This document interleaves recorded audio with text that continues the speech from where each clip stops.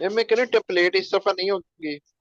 बिल्कुल टेम्पलेट्स खत्म हो गई हैं, हमने यूज नहीं करनी है। हम इसको बिल्कुल रॉ लेके चलेंगे। रॉ का मतलब है हम जो चीज समझ रहे हैं, जिस तरीके से हमें जो नजर आ रहा है उसको वैसे नरेट करेंगे, जो हम सुन रहे हैं उसको उस तरीके से ही नरेट करने की कोशिश करेंगे।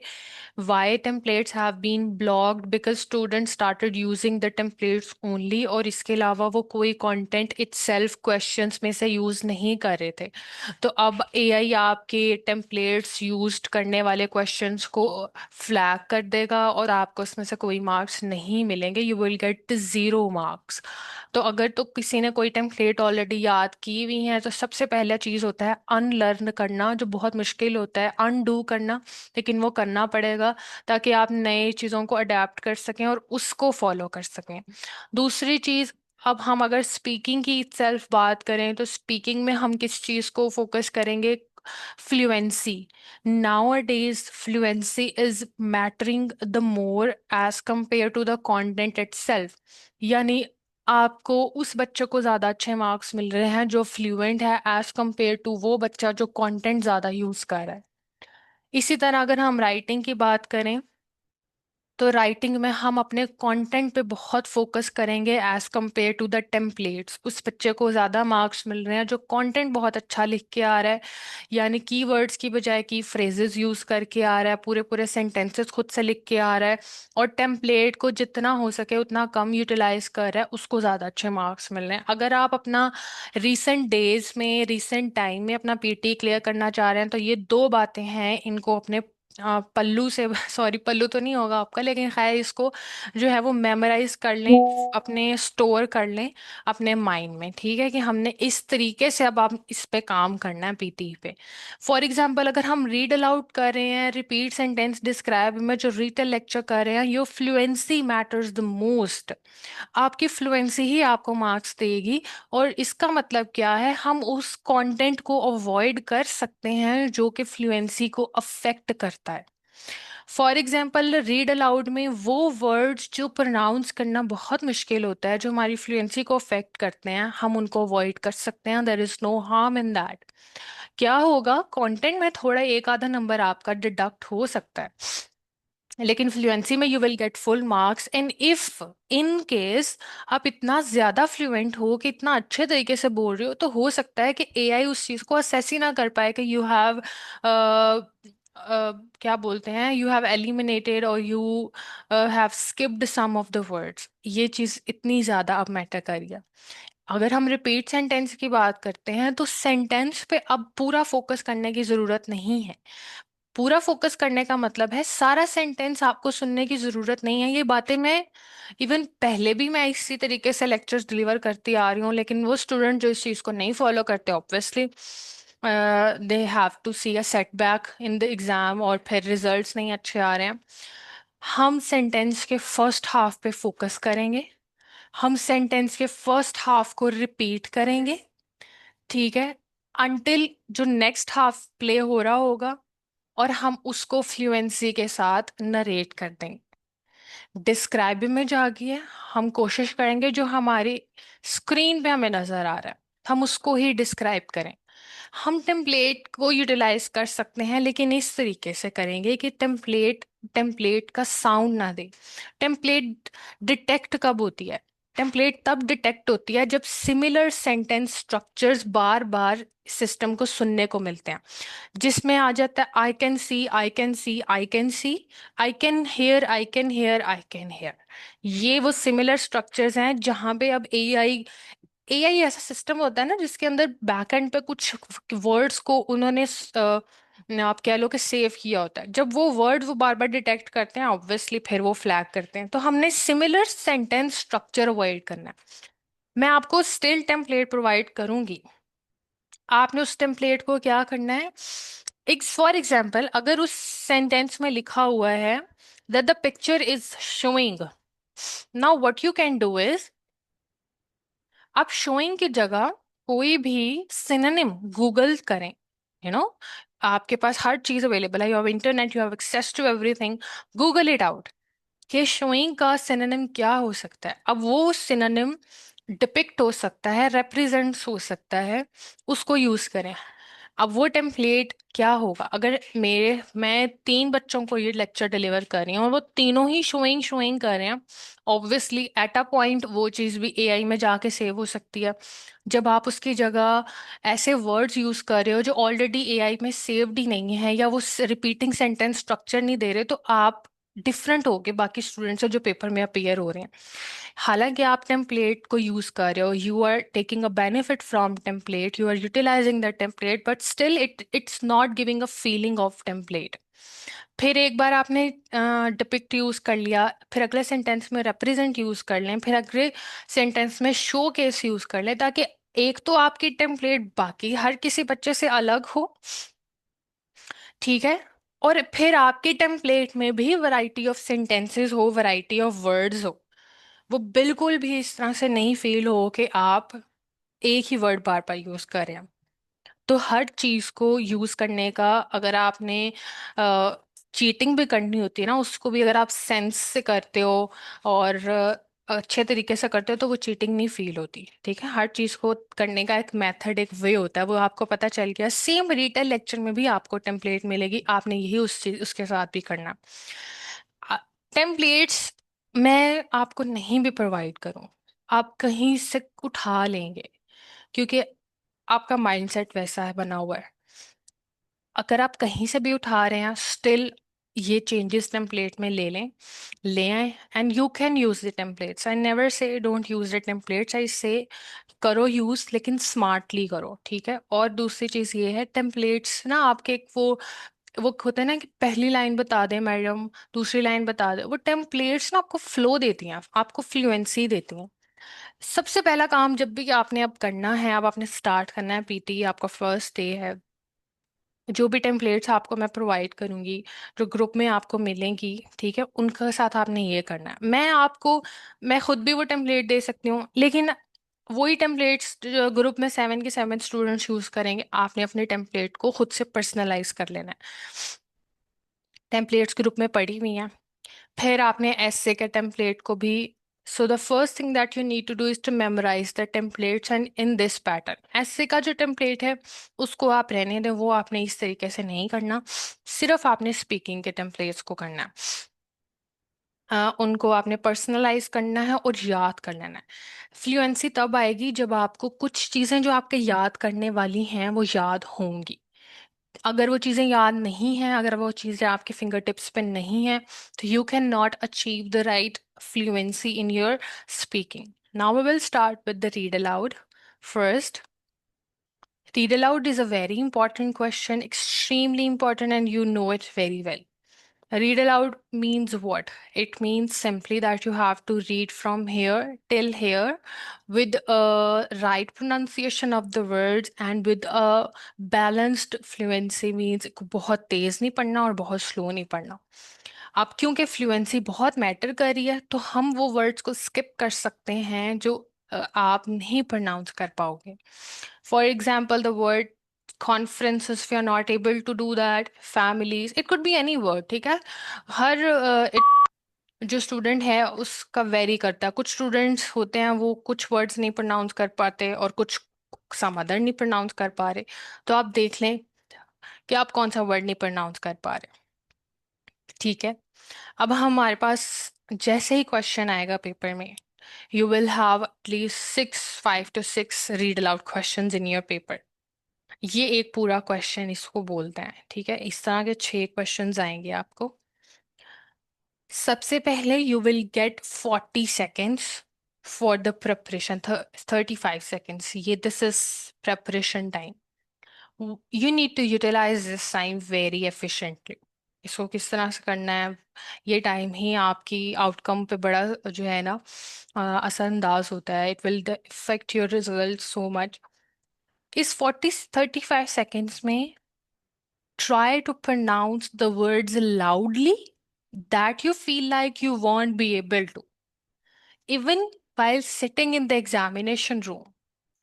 For instance, do this: conferences, child's progress। हमेशा इस तरह जहाँ पे लिंक्ड वर्ड्स होते हैं ना, यहाँ पे हम फंबल कर जाते हैं, नहीं हमारी जुबान फिसल जाती है। families to attend, This is your chance, teachers' questions. Write down questions ahead of time, ahead of time, ahead of time. आप ये कर लिया। अब ये वर्ड्स आपकी एक फ्लो में आ गया, आप ऑलरेडी आपकी जुबान पर चढ़ चुके हैं। ये आपको न्यू नहीं लगेंगे जब आप पढ़ रहे होगे। ये- एक ये चीज होती है फॉर 35 सेकेंड्स में। अभी तो ऐसे लग रहा है कि हम 35 सेकेंड में इस चीज को कैसे कवर करेंगे, लेकिन आप कर लेंगे क्योंकि आपकी प्रैक्टिस हो जाएगी। क्योंकि अभी मैं डिलीवर कर रही हूँ लेक्चर, तो मैं स्लोली कर रही हूँ और समझा समझा के, so obviously it's taking lot of time. दूसरी चीज जो मैंने आपको कहा है कि फ्लुएंसी मैटर कर रही है। We can skim the words, we can not pronounce, और ये चीज भी इसी 35 सेकेंड में आप डिसाइड करते हो कि मैं ये वर्ड प्रोनाउंस ही नहीं करूंगा। इसको डिसाइड करने का मकसद क्या है? इसको डिसाइड करने का मकसद है कि बजाय जब आपका टाइम ओवर हो जाए and now you have to speak, तो आप उस टाइम पे डिसाइड करो कि either I have to narrate or speak this or not. You need to decide it before, like this. Schools host parent teacher 4 times a year. Now see, इतना naturally और इतना आराम से और without any break, without any pause मैंने इस चीज को बोला कि ऐसा जैसे ये वर्ड एग्जिस्ट नहीं कर रहा था। अब ये चीज एआई नहीं डिटेक्ट करेगा। Might be possible you get full marks in fluency as in sorry content as well, cut भी जाएंगे तो इतना इशू नहीं है। बट अगर आप पहले से डिसाइड नहीं कर रहे, what will happen? Schools host parent teacher, okay, sorry. Schools host parent teacher conference 4 times a year and it is important for families to attend. तो फिर आप ये करेंगे। अब क्या हुआ, एक तो उसको पता चला कि इसने कंटेंट स्किप किया है। दूसरा, प्रोनाउंसिएशन भी खराब की because you tried to pronounce the word, and third that you affected his fluency because you break down your voice और सारा यहाँ पे pause आया। So confidence is a key to achieve good marks in overall speaking. Schools host parent teacher 4 times a year, and it is important for families to attend. This is your chance to meet with teachers and ask questions about your child's progress. It can be helpful to write down questions ahead of time. Now this is how you read it. In between भी कोई word होता तो आप उसको भी same pattern पे skip कर सकते थे। For example, and ask questions about your progress. It is helpful to write down questions ahead of time. In between भी कोई वर्ड आप स्किप कर सकते थे, लेकिन इसी कॉन्फिडेंस के साथ क्या बताना चाहिए, ये कॉन्फिडेंस आप मेंटेन करोगे till read aloud, repeat sentence, retail and describe image, and never correct your self. For example, school host parents teacher, you can not से नाउ ओ नो पेरेंट। इसमें भी फ्लुएंसी अफेक्ट होगी, जो चीज़ आपने बोल दी सो बोल दी। Second is you have to narrate the word as it is. If it's parent, you cannot say parents. If it's child, you cannot say child. जो word जैसे लिखा है, जो इसको contraction, it's a children's की contraction इकट्ठा करके लिख दिया। कॉन्ट्रैक्शन को ऐसे ही यूज करोगे आप इसको चिल्ड्रंस नहीं बोल सकते, कुछ नहीं। आप हैवेंट लिखा है, आप हैवेंट बोलोगे। आप इजेंट लिखा है, इजेंट बोलोगे। जो चीज जिस तरीके से यहाँ लिखी गई है, आपने वर्ड टू वर्ड वैसे ही बोली। आप प्लूरल्स नहीं चेंज कर सकते, आप सिंगुलर्स नहीं चेंज कर सकते। Nothing you can do with this. Another point is the speed. Speed should be natural enough, not too fast, not too slow. और ऐसी स्पीड जिसको सबसे बड़ा ड्रॉबैक क्या होता है, मेंटेनेंस नहीं होती सही तरह से। शुरू तो बड़े ही इंथुजियाज्म के साथ करेंगे और फटाफट स्पीड के साथ करेंगे। School host parent teacher conferences 4 times, it is important, this is your chance to, बस खत्म, एनर्जी खत्म। ऊपर से सांस भी टट जाएगा, बहुत कुछ हो जाएगा। वो स्पीड को मेंटेन करना है जो इधर तक कंटिन्यू कर सको। School host parent teacher conferences 4 times a year and it is important for families to attend. अब आप इस चीज को मेंटेन कर सकते हो, तो वो वेरिएशन नहीं आएगी ना, फिर आपकी एक ही पेस आएगी, उसी के मार्क्स मिलेंगे। और टू स्लो नहीं बोल सकते, school host parent teacher conferences 4 time, no you can not do that. और ये भी नहीं कर सकते, school host parent teacher conferences 4 times a year, it's important. समझ ही नहीं आ रहा कि आप क्या बोल रहे हैं। क्लैरिटी को मेंटेन करना बहुत ज़रूरी होता है, ठीक है। मार्क्स तभी मिलते हैं जो लिखा हुआ पढ़ा जाता है। और अगर आप उसको पढ़ रहे हैं लेकिन वो रिकॉर्ड नहीं हो पा रहा क्योंकि आप क्लियर नहीं बोल रहे, आप लाउड नहीं बोल रहे, आपकी पता नहीं कहाँ से नाक से आवाज जा रही है या कहाँ से आ रही है। कोई फायदा नहीं है फिर आपके वो 6 क्वेश्चन पेपर में अटेम्प्ट करके आने का। लाउडली, स्पीड के साथ, clarity is one thing you have to achieve. Schools host parent teacher conferences 4 times a year and it is important for families to attend. This is your chance to meet. This is how. अब समझ आ रहा है उसको कि मैं schools बोल रही हूँ क्या बोल रही हूँ। And the last thing is where to take a pause. Pause का मतलब रुकना, स्टॉप वाला रुकना नहीं होता। पॉज का मतलब है एक छोटी सी break, the break in the voice, और may be a point where you can inhale, कि सांस ले सको। Schools and you can do that only on the full stops, only on the full stops and only on the full stops, and if in between कोई comma होता तो। और रुकना भी ऐसे नहीं है families to attend फिर रुक गए, फिर जी 2 घंटे बाद so your chance to know, you cannot do that. Schools host parent teacher conferences 4 times a year and it is important for families to attend. This is your chance to meet with teachers and ask questions about your child's progress. Can be helpful. See, बहुत एक छोटा सा आप कहो कि मैं pause ले रही हूँ और मैं इसके अलावा रुक नहीं रही या बहुत ज्यादा वहां पे नहीं कर रही। अगर आपकी प्रोनाउंसिएशन बहुत ज़्यादा वीक है और आप इस रीड अलाउड को अचीव नहीं कर पा रहे हो, स्कोर राइट अचीव नहीं कर पा रहे हो। रीड अलाउड बहुत इंपॉर्टेंट होता है, ये आपको स्पीकिंग में मार्क्स देता है एज वेल एज ये आपको रीडिंग में बहुत ज़्यादा मार्क्स देता है। तो it is very important question और you need to ace that. You will get marks for your content, the words, you will get marks for the right pronunciation, you will get marks for the fluency। एक read aloud 15 points देता है आपको। ठीक है, अगर आप नहीं इसको अचीव कर पा रहे हो, स्टिल यू आर फीलिंग और facing some sort of difficulties, you can do shadowing. और अगर आपको अंदाजा हो कि 1 लाइन स्ट्रैटेजी भी कोई होती है कि जिसमें आप पहले 12-13 वर्ड्स पढ़ सकते हैं, avoid that, don't do that. In between words बेशक छोड़ो लेकिन सारा पढ़ना आपने, कोई 1 लाइन स्ट्रैटेजी कुछ फॉलो नहीं करना। शैडोइंग कर सकते हैं, shadowing. Schools host parent-teacher conferences 4 times a year, and it is important for families to attend. Shadowing teaches you the right pronunciation of word. It also, tells you way to put a pause और linked words किस तरह से बोले जाते हैं कि हम fumble ना करें। Questions about your child, it can be helpful ahead of time। आपको छोटी छोटी सी चीजें सिखाता है जो आपके रीड अलाउड को इम्प्रूव करने में हेल्प करती हैं। कोई भी वर्ड जिसको आप नहीं प्रोनाउंस कर पा रहे हैं, you can just click the word and they will tell you how to pronounce it.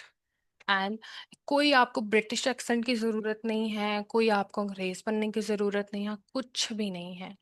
आप अपने ही एक्सेंट में बोल सकते हैं, लेकिन थोड़ा सा हमारा देसी एक्सेंट बहुत जो है ना वो होता है। School host parent teacher conferences वो टाइम है इस बहुत कह लो कि क्या बोलूं, करोड़ के बोलते हैं हम, एम्फोसाइज करते हैं हर वर्ड पे सेपरेटली। अगर आप अपग्रेड करना चाहते हो अपने एक्सेंट को थोड़ा सा, तो अपनी स्पीकिंग में थोड़ी सॉफ्टनेस ले आए, ऑटोमेटिकली आपकी speaking enhance. Schools host parent teacher conferences 4 times a year and is important for families to attend. Softness ले आए और बस आपका आपका एक्सेंट जो है वो बेहतर हो जाता है। And this is about your read aloud.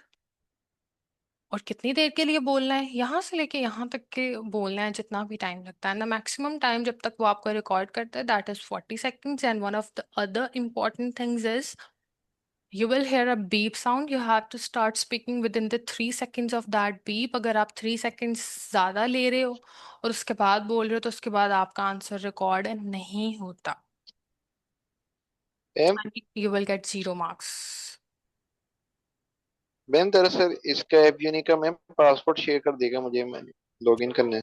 जी मैं आपको कर दूंगी और बाकी बस यही है रीड अलाउड का।